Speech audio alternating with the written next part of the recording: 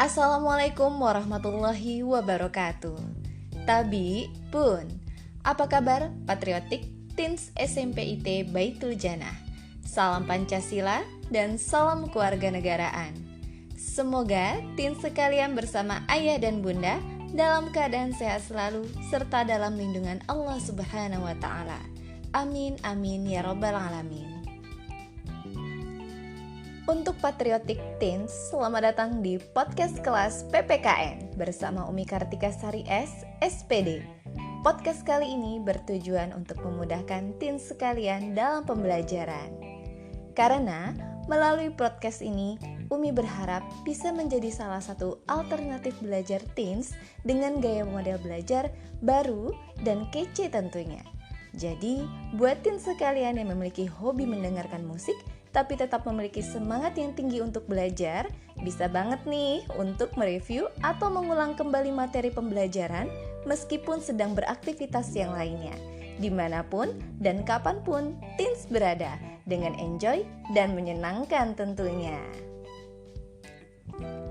Oke teens, kalau gitu selamat mengikuti dan menikmati pembelajaran. Jangan lupa berdoa terlebih dahulu agar diberi kemudahan dan dibukakan hati serta pikiran dalam proses penerimaan pembelajaran. Berdoa dimulai.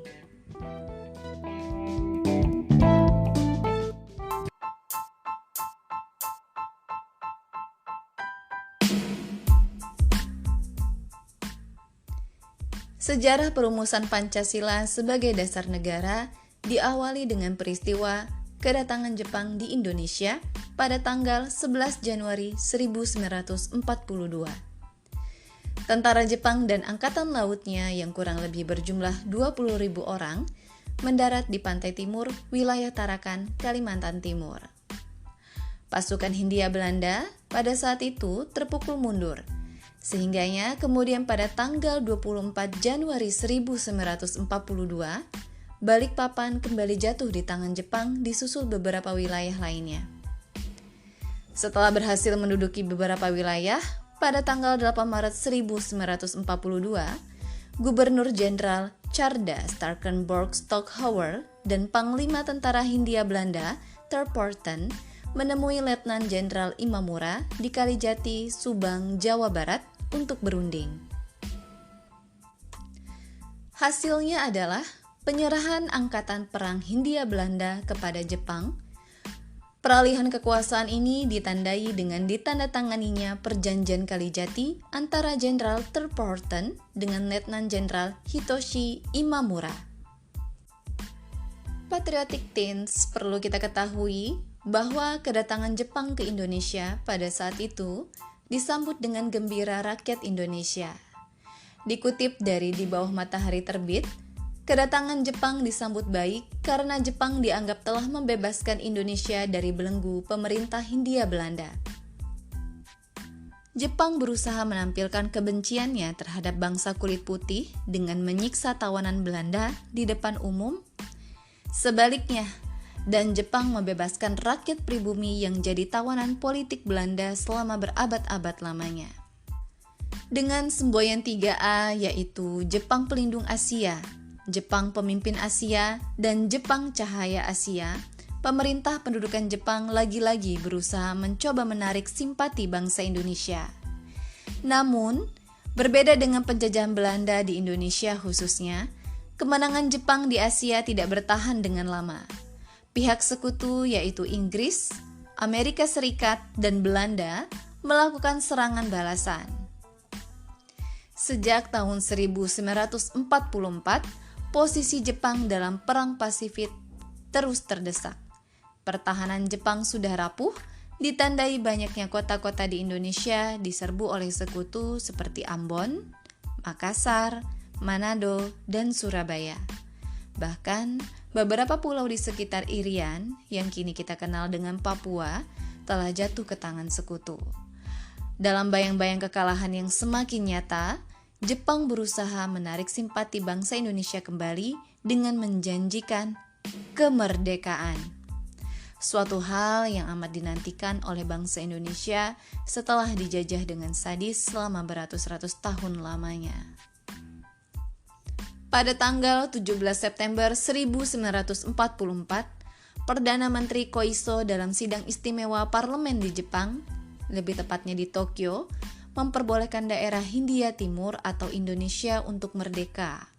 Dan selanjutnya, Letnan Jenderal Kumakichi Harada, seorang pemimpin militer Jepang di Jawa, berusaha meyakinkan bangsa Indonesia tentang janji kemerdekaan. Dan sebagai pembuktiannya teens, pada tanggal 1 Maret 1945, diumumkanlah sebuah badan yang kita kenal dengan Badan Penyelidik Usaha-Usaha Persiapan Kemerdekaan Indonesia atau BPUPKI yang dalam bahasa Jepang dikenal dengan Dokuritsu Junbi Chosakai. Oke teens, jadi badan ini diketuai oleh Dr. Kanjeng Raden Tumenggung Rajiman Widyo Diningrat yang dibantu oleh 2 orang ketua muda, yaitu Ichibangase Yoshio yang berkebangsaan Jepang dan wakil dari Indonesia yaitu Raden Panji Suroso. Dan pada tanggal 29 April 1945, bertepatan ulang tahun Kaisar Hirohito, anggota BPUPKI dilantik, yang beranggotakan 69 orang. 69 orang ini terdiri dari 62 orang yang berkebangsaan Indonesia dan 7 orang berkebangsaan Jepang tanpa hak berbicara. Mungkin teens sekalian bertanya-tanya, kemana Bapak Insinyur Soekarno? Ya, Insinyur Soekarno tidak menjadi ketua karena ingin aktif dalam berdiskusi. Oke teens, sejak didirikan, BPUPKI telah mengadakan sidang sebanyak 2 kali atau 2 waktu. Sidang pertama jatuh pada tanggal 29 Mei sampai dengan tanggal 1 Juni 1945, yang mana pada sidang pertama ini BPUPKI membahas rumusan dasar negara. Dan sidang kedua pada tanggal 10 sampai dengan 17 Juli 1945 yang membahas rancangan Undang-Undang Dasar.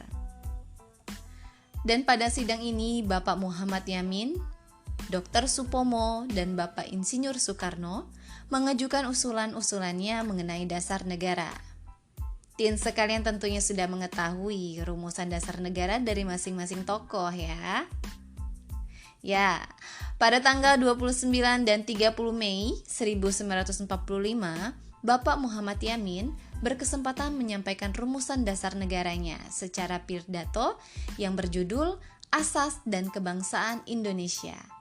Yang mana asas dan kebangsaan Indonesia ini teens terdiri dari 5 unsur atau 5 usulan, yaitu pri kebangsaan, pri kemanusiaan, pri ketuhanan, pri kerakyatan, dan kesejahteraan rakyat. Dan rumusan tersebut disampaikan secara tertulis, yaitu ketuhanan yang Maha Esa, kebangsaan persatuan Indonesia, rasa kemanusiaan yang adil dan beradab, kerakyatan yang dipimpin oleh hikmat kebijaksanaan dalam permusyawaratan perwakilan, dan keadilan sosial bagi seluruh rakyat Indonesia, yang mana rumusan ini disampaikan secara tertulis pada tanggal 30 Mei 1945. Kemudian, pada tanggal 31 Mei 1945, Bapak Dr. Supomo yang dikenal sebagai tokoh ahli hukum dan pahlawan nasional Indonesia menyampaikan pidatonya tentang dasar negara. Menurutnya ada 5 unsur yang menjadi dasar negara, yaitu persatuan, kekeluargaan, keseimbangan lahir dan batin, keadilan rakyat, dan musyawarah. Dan yang terakhir yaitu Bapak Insinyur Soekarno juga menyampaikan gagasan dasar negara pada sidang yang digelar pada tanggal 1 Juni 1945. Teens, beliau pada kesempatan ini mengemukakan rumusannya yang mencakup 5 asas negara dengan istilah Pancasila yang berisi nasionalisme dan kebangsaan Indonesia, internasionalisme dan pri kemanusiaan, mufakat atau demokrasi, kesejahteraan sosial, dan ketuhanan yang Maha Esa. Rumusan dasar negara yang dikemukakan oleh Insinyur Soekarno menginspirasi para pendiri bangsa dalam sidang berikutnya tentang dasar negara. Dan perlu teens ketahui untuk mengenai pidato Bapak Insinyur Soekarno tersebut, maka setiap tanggal 1 Juni ditetapkan sebagai hari lahir istilah Pancasila. Teens dimanapun berada, sidang pertama BPUPKI ini berlangsung di Gedung Chuo Sangiin di Jalan Pejambon 6, Jakarta yang kini kita kenal sebagai Gedung Pancasila. Dan menjadi bagian dari kompleks bangunan Kementerian Luar Negeri Republik Indonesia loh. Wah, jadi teens kalau mau main ke Jakarta, jangan lupa mampir ke gedung-gedung bersejarah ya. Karena seperti pesan Bapak Insinyur Soekarno kepada kita generasi muda, yaitu jas merah. Jangan melupakan sejarah.